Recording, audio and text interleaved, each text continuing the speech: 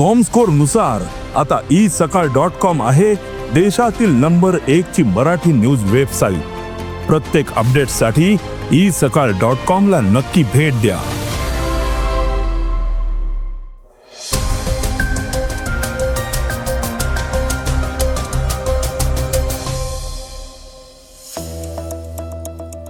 आता पोस्टमनही mutual funds विकतील.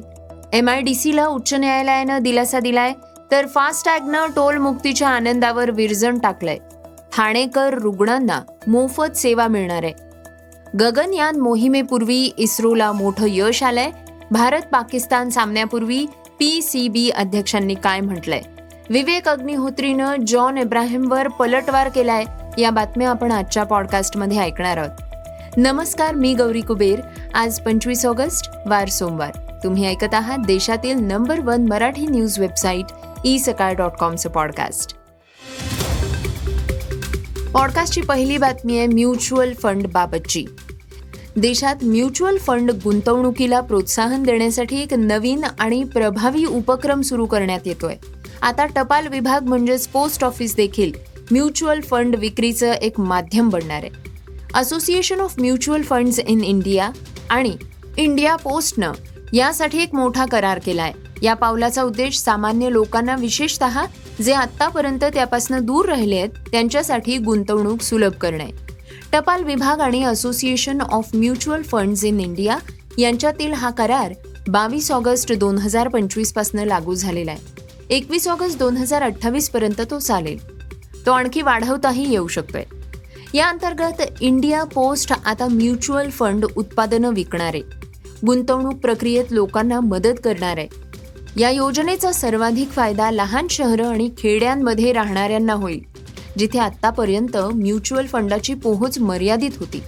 सरकारचा असा विश्वास आहे की पोस्ट ऑफिस ही एक अशी संस्था आहे ज्यावर लोक विश्वास ठेवतात. देशाच्या कानाकोपऱ्यात तिचं अस्तित्व आहे. हा विश्वास आणि पोहोच आता आर्थिक साक्षरता आणि गुंतवणूक वाढवण्यासाठी वापरली जाईल.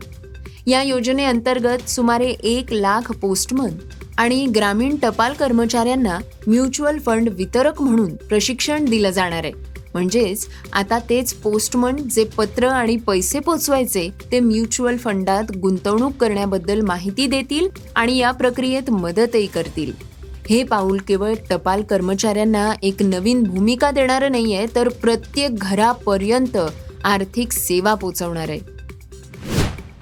पॉडकास्टची दुसरी बातमी आहे उच्च न्यायालयाच्या एका सुनावणीची.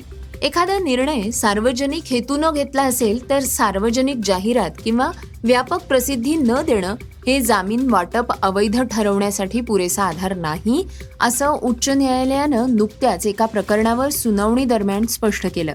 तसंच महाराष्ट्र औद्योगिक विकास महामंडळानं केलेल्या जामीन वाटपाच्या निर्णयात हस्तक्षेप करण्यासाठी न्यायालयानं नकार दिलाय. MIDCच्या भूखंडाचे आमदार आणि मंत्र्यांशी संबंधित व्यक्तींना योग्य प्रक्रिया न करता आणि सवलतीच्या दरात वाटप करण्यात आलं, असा दावा करून भ्रष्टाचार निर्मूलन संघटनेनं वकील उदय वारुंजीकर यांच्यामार्फत जनहित याचिका केली होती. मुख्य न्यायमूर्ती आलोक आराधे आणि न्यायमूर्ती संदीप मारणे यांच्या खंडपीठासमोर पार पडलेल्या सुनावणीवेळी न्यायालयानं MIDCच्या निर्णयात हस्तक्षेप करण्यास नकार दिलाय. याचिकाकर्त्यांनी जमीन वाटपाशी संबंधित तरतुदींना केवळ मंडळाच्या त्याबाबतच्या ठरावांना आव्हान दिलेलं नाहीये, तर त्यासोबतच संबंधित भूखंड हे शैक्षणिक उद्देशांसाठी वापरलंय. संबंधित संस्थांनी वाटप झालेल्या भूखंडांवर शैक्षणिक संस्था स्थापन केल्या आहेत. या सगळ्या पार्श्वभूमीवर MIDCनं लिलाव प्रक्रिया राबवली नाही आणि म्हणून या शैक्षणिक संस्थांकडनं भूखंड परत घेण्याचे आदेश देण्यासाठी खूप उशीर झालाय, असं स्पष्ट करून न्यायालयानं MIDCच्या निर्णयात हस्तक्षेप करण्यास नकार दिला. सर्व पात्र व्यक्तींना संधी दिल्याशिवाय सार्वजनिक भूखंडांचं वाटप करू शकत नाही. MIDCनं सार्वजनिक सूचना करून अर्ज मागवणं अनिवार्य असताना सुद्धा राजकारणी आणि त्यांच्या सहकाऱ्यांच्या खासगी विनंत्या स्वीकारून भूखंडांचं वाटप केलं. त्यामुळे हक्कांपासनं अनेक जण वंचित राहिल्याचा आरोप सुद्धा या याचिकेत करण्यात आला होता. MIDCच्या संबंधित कायद्यानुसार जमिनीचं वाटप झालेलं आहे. कायद्यातील तरतुदीनुसार सार्वजनिक लिलावाद्वारे वाटप करण्याची परवानगी असल्याचा दावा MIDCनं केला होता. या तरतुदीनुसार औद्योगिक क्षेत्राचा 5% हा भाग शाळा आणि महाविद्यालयांसाठी राखीव ठेवणं अनिवार्य आहे. त्यानुसार संबंधित भूखंडांचं वाटप हे विहित 5% राखीव कोट्यातनं सार्वजनिक सुविधांसाठी केल्याचंही MIDCनं सांगितलं. पॉडकास्टची तिसरी बातमी आहे कोकणवासियांसाठीची. गणेशोत्सव म्हटला की कोकणवासियांची लगबग सुरू होते. ठाणे, मुंबई आणि आजूबाजूच्या शहरातून मोठ्या प्रमाणात चाकरमानी गणेशोत्सवासाठी जात असतात. या चाकरमान्यांना टोलपासनं माफी मिळावी यासाठी राज्य सरकारकडनं दरवर्षी टोल माफीचा पास देण्यात येतो. त्यानुसार यंदा देखील अनेक चाकरमानी हे टोल पास घेऊन गणेशोत्सवासाठी निघाले. मात्र टोल मुक्तीचा हा आनंद क्षणिक ठरल्याचं दिसून आलंय. टोल नाक्यावर टोल पास दाखवल्यानंतरही अनेकांचे पैसे फास्टॅगमधून कापण्यात आले आहेत. त्यामुळे फास्टॅगनं टोलमुक्तीच्या आनंदावर विरजण फिरवल्याचं दिसून आलं. राज्य सरकारनं दरवर्षीप्रमाणे यंदा सुद्धा गणेश भक्तांसाठी मोठी आनंदाची बातमी दिली. गणेशोत्सवादरम्यान कोकणात जाणाऱ्या भाविकांना राज्य सरकारनं टोल माफी जाहीर केली. या निर्णयामुळे कोकणात जाणाऱ्या खासगी वाहनधारकांसह ST महामंडळांच्या बसेसना मोठा दिलासा मिळालाय. टोल माफीसाठी खास गणेशोत्सव 2025 कोकण दर्शन असे पास जारी करण्यात सुरुवात झालेली आहे. या पासवर वाहन क्रमांक आणि मालकाचं नाव यांसह प्रवासाचा तपशील नमूद करून ते वाहतूक पोलीस, स्थानिक पोलीस ठाणं, प्रादेशिक परिवहन कार्यालयात उपलब्ध करून दिले जात आहेत. शनिवारपासूनच ठाणे येथील शेकडो भक्त कोकणाकडे निघाले होते. त्यांनी टोलमुक्त पासेसही सोबत घेतले होते. मात्र टोल नाक्यावर टोलमुक्त पास दाखवल्यानंतरही अनेकांच्या फास्टॅगमधनं टोलचे पैसे कट होत असल्याच्या तक्रारी समोर आल्या आहेत. काहींनी तर फास्टॅग काढून ठेवला असताना देखील त्यांना टोल भरल्याचा मेसेज आलाय. त्यामुळे टोलमुक्तीच्या या आनंदावर विरजण पडल्याचं दिसतंय.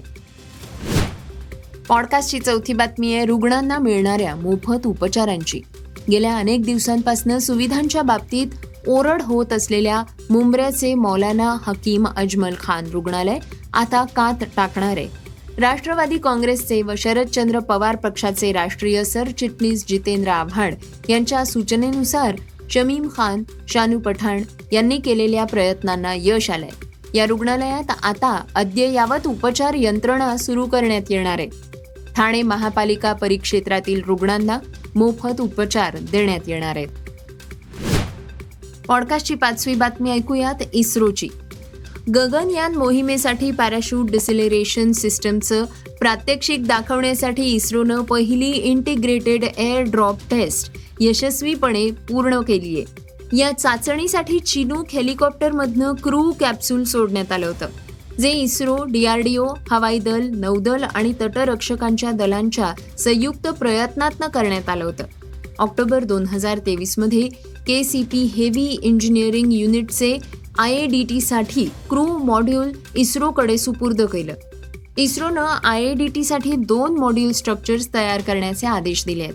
गगनयान क्रू मॉड्यूल 10 पॅराशूटच्या मालिकेचा वापर करून पृथ्वीवर परतताना अंतराळ यानाचा वेग कमी करतो, ज्यामुळे समुद्रात हलक्या हातानं उडी मारता येते. AIDT तयार करण्यात बराच वेळ गेलाय, जो पॅराशूट सिस्टम असेंब्ली आणि क्रू मॉड्यूल स्ट्रक्चरच्या डिलिव्हरीनंतर बायोन्सी ऑगमेंटेशन सिस्टमनं सुसज्ज असणार होता.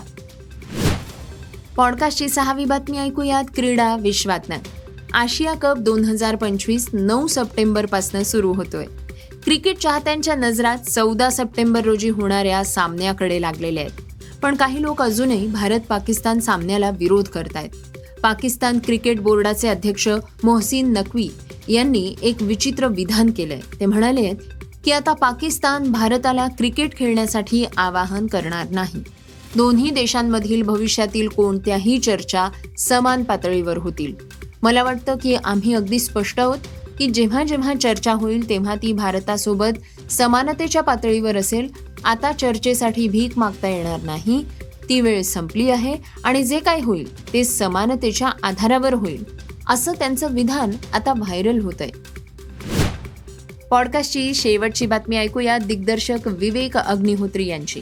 अभिनेता जॉन अब्राहमनं नुकतंच द काश्मीर फाईल्स सारख्या राजकीय भविष्य करणारे चित्रपट बनवणार नाही असं विधान केलं होतं. यावर या चित्रपट दिग्दर्शक विवेक अग्निहोत्री यांनी समाज माध्यमांवरनं जॉनवर कठोर शब्दात टीका केली. विवेक यांनी आपल्या संदेशात असं म्हटलंय की जॉन अब्राहम हा इतिहासकार नाहीये. त्यानं फक्त त्याच्या दुचाकी आणि शरीरयष्टीवर लक्ष केंद्रित करावं. जॉनसारख्या कलाकारांनी कलेच्या नावाखाली विशिष्ट विचारसरणीचा प्रसार करणं योग्य नाहीये. जॉननं छावा, द काश्मीर फाईल्स सारखे चित्रपट निवडणार नाही असं म्हटलं होतं. त्यावरनं विवेक यांनी त्याला फटकारलंय. हे होतं isakal.comचं पॉडकास्ट, अर्थात सकाळचं पॉडकास्ट. हे पॉडकास्ट तुम्हाला कसं वाटलं आम्हाला जरूर कळवा. त्याला रेटिंग द्या आणि इतरांना सुद्धा रेकमेंड करा. तर आपण आता उद्या पुन्हा भेटूयात. धन्यवाद. Script and research Vrushal Karmarkar.